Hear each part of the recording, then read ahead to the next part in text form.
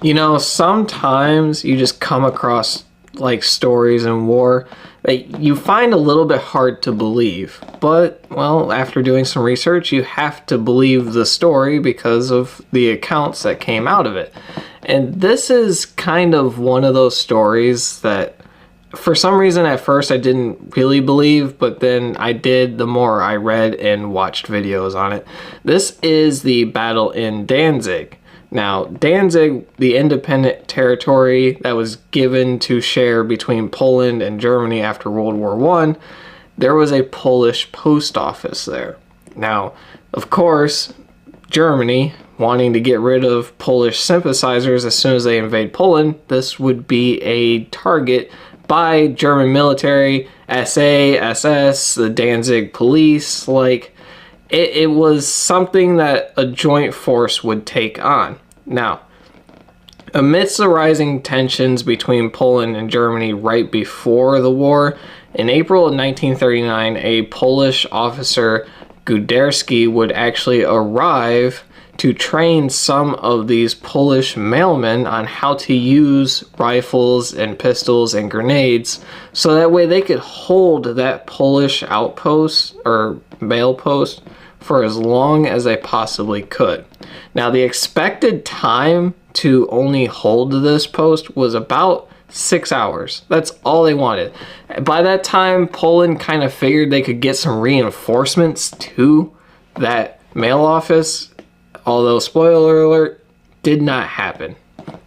Now, they were given a couple of Browning machine guns, 3 of them, and 40 small arms, being handguns and other things, and 3 chests full of grenades to hold off the German advance as long as they could.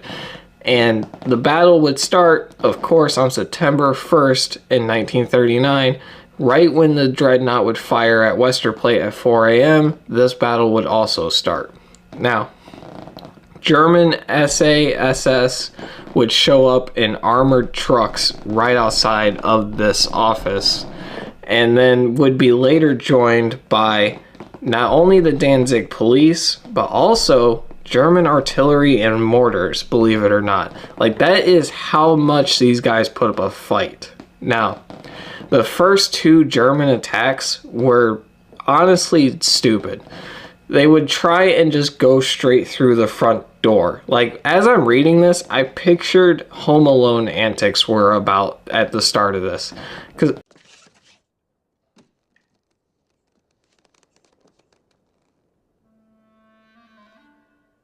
hello. Why would you go through the enemy's front door? Every German officer, any military officer for that matter, should know that that's a bad idea. So why would you not only do it once, getting several of your men killed and injured, but you're going to do it twice, 2 times in a row? That made no sense to me. But that was their idea. They figured they could just force their way in there. These guys wouldn't put up much of a fight, and then just get them to surrender and come out of that building. Which would then lead to about 10 German casualties, the mixture of wounded and dead at this point. But it would have 1 Polish casualty at this point. And that would actually be Guderski himself, who I'm not sure if it was on accident or on purpose. I couldn't find anything telling me, but it was his own grenade that killed him. Now, that was at about 4 in the morning. That little skirmishes would last a couple of hours. At 11 in the morning, they would call in for some German artillery and mortars, being the 75mm artillery and the 105mm howitzer. Now, the mortars were not really used. They would try and fire off a couple of German mortar rounds, but the mortars were so inaccurate that it put a lot of the surrounding area in danger, and not really the post office itself, because at this point a lot of reporters have gathered around to witness Germany slowly taking over Polish areas and Danzig itself. So there's a lot of people there to write news articles, a lot of people there to take photographs and witness what is happening, because, you know, this is world changing. You have Germany invading Poland. But at 3 o'clock in the afternoon, there would be a ceasefire announced. Now, you guys know as well as I do, Germany, not really one to honor what they say at this point in time, especially after all of the, attempts to make this invasion of Poland sound legitimate, like it needed to happen, and, they're just the bad guys of the story at the end of the day. So there's a ceasefire, and Germans prepare a 600-kilogram bomb to be placed underneath one of the walls, so that way they can blast their way into the building and then either just take all of them out or finally convince a surrender at some point in time. Now, keep in mind, this was only supposed to take about 6 hours to get reinforcements. They have been fighting since 4 in the morning. Reinforcements realistically should have been there by at least 11 o'clock in the morning to relieve the German pressure from these Polish mailmen. But reinforcements would never come because they were tied up in other fights all across Poland, because nobody really thought that Germany would be doing an invasion on all portions of the Polish border. Instead, would just think they would come through one passageway, being Danzig, but that didn't happen. The point of the Blitzkrieg was go in fast, go in at multiple points, and just take out your enemy really quick. So, the Polish would actually be pushed to the basement of this building. As soon as they blow up the wall and enter into the building, they capture the majority of this building. It's now mostly underneath German control, but the Polish retreat to the basement. There at the basement, though, the Germans would dump gasoline down into the basement and then light it on fire. This, in turn, would burn 3 Polish alive down in the basement. And it's kind of at this point in time that the Polish mailmen know that they are way outgunned and they're not going to last much longer at this point. And they've been fighting for near 15 hours. They have almost tripled the time that they were supposed to last to begin with. So they're just going to start calling it quits at this point. They can't keep going, and it's not going to work. They don't have the ammo anymore. They're basically out of the grenades. Like, they can't fight off the entire German military in that post office. It is pretty much destroyed at this point, too.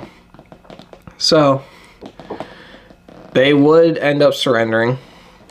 Now, there were 6 people that got away, at least initially, that escaped and were able to run away. 2 of them would get captured.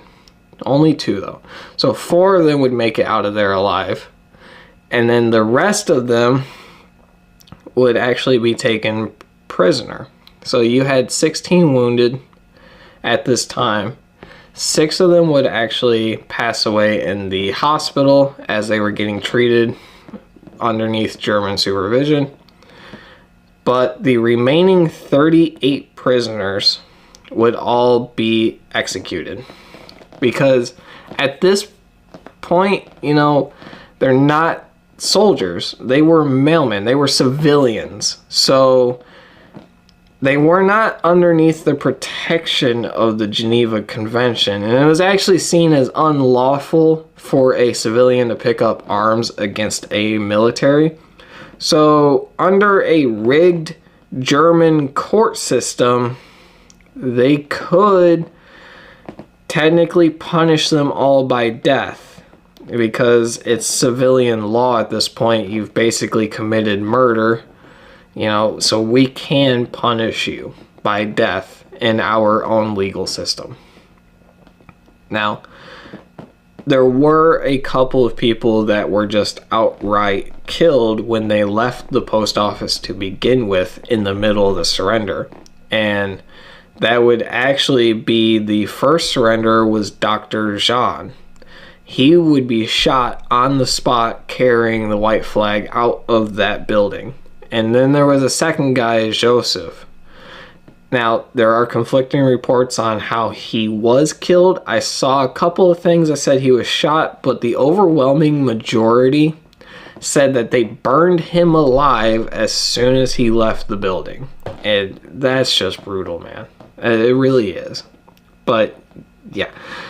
Only 4 people ended up surviving this incident that I could find, and I'm not really sure what happened to them after this. I'm not sure if they really made it out of the entire war or if they passed away at some point, probably finding their way into a concentration camp like a lot of people.